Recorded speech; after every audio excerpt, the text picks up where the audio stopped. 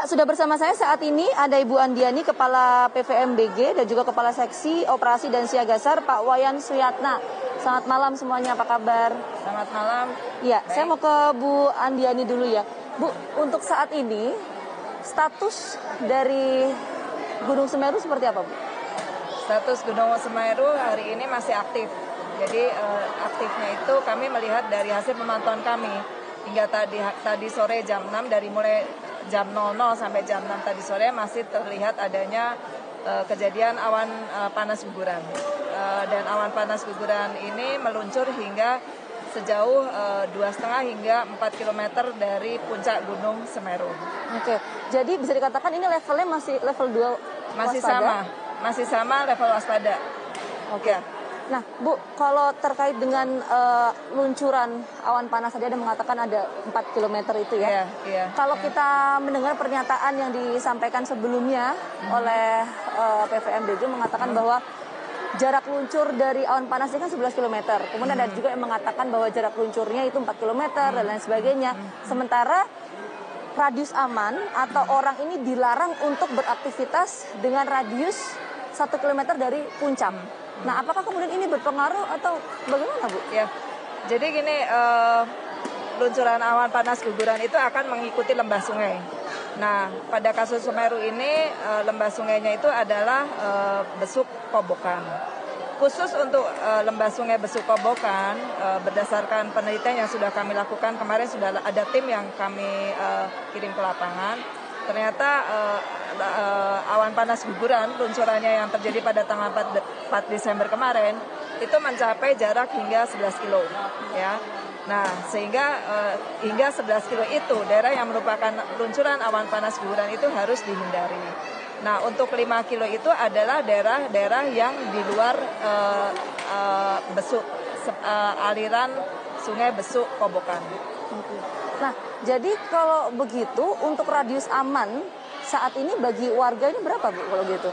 Sebenarnya kalau mau lihat radius aman itu kita bisa melihat dari peta kawasan rawan bencana gunung api yang sudah kita terbitkan. Di sana akan terlihat ada daerah-daerah zona KRB 3, kawasan rawan bencana gunung api 3, kawasan rawan bencana gunung api 2, dan kawasan rawan bencana gunung api 1, dan ada daerah yang warna merah putih. Kalau kita bicara aman, ya daerah yang putih itu yang tidak ada warnanya itu yang merupakan daerah aman. Berapa tuh jaraknya kira-kira dari puncak gunung Semeru? Saya belum, tapi bisa dilihat kok nanti di gunung itu, di peta KRB itu.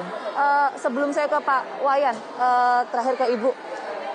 Kalau kita melihat, Bu, ini kan tidak hanya guguran dari awan panas yang kemudian harus diwaspadai, tapi juga kemudian lahar dingin. Nah, seperti apa potensi keduanya ini kalau dari PVMBG melihatnya? Ya, dua-duanya memiliki potensi yang sama ya. Artinya bukan sama lah, artinya memiliki potensi untuk terjadi awan panas guguran karena memang status Gunung Semeru ini kan masih aktif. Jadi masih proses erupsi masih berjalan.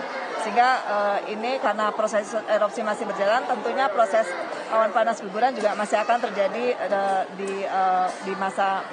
setelah kejadian kemarin 4 Desember. Sedangkan untuk lahar dingin pun juga sama, karena ini pemicunya hujan dan di atas material masih banyak.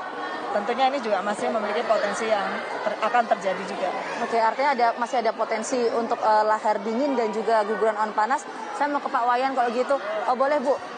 Oke, Pak Wayan. Untuk proses pencarian dan juga evakuasi terhadap warga yang terdampak sejauh ini seperti apa perkembangannya? Baik, dapat kami sampaikan sesuai dengan yang Ibu sampaikan tadi. Daerah-daerah yang kami curigai yaitu ada 3 sebenarnya. Itu yang Curah Koboan yang Ibu sampaikan tadi, kemudian Tambang Pasir dan Desa Renteng. Jadi kita kaitkan dengan rencana operasi kami besok, yaitu 3 desa itu. 3 desa itu akan kami lakukan pencarian secara detail. Karena sesuai dengan laporan dari masyarakat, laporan saudara rekan-rekan korban tadi itu, nah disitulah posisinya. Sehingga kami akan membentuk 3 tim. 3 tim itu terdiri dari 50 orang. Satu tim itu terdiri dari 50 orang. Terdiri dari semua unsur SAR yang ada. Baik itu TNI, Polri, BPBD, dan tim-tim yang lain. Itu kita bagi 3 sesuai dengan daerah yang kami akan lakukan pencarian. Demikian. Oke, baik. Terima kasih banyak Pak Wayan dan juga Ibu atas waktunya sudah berbagi informasi bersama kami di program Fakta TV One. Semoga kita harapkan proses pencarian dan juga evakuasi bisa berjalan lancar. Sekali lagi terima kasih. Sehingga pelaksanaan evakuasi bisa berjalan dengan baik dan lancar. Keluarga juga bisa mendapatkan kepastian mengenai keberadaan keluarga mereka. Sekali lagi terima kasih. Dan demikian wawancara kami bersama dengan pihak PVMBG dan juga pihak dari Basarnas. Dan kita akan temukan fakta berikutnya pemirsa.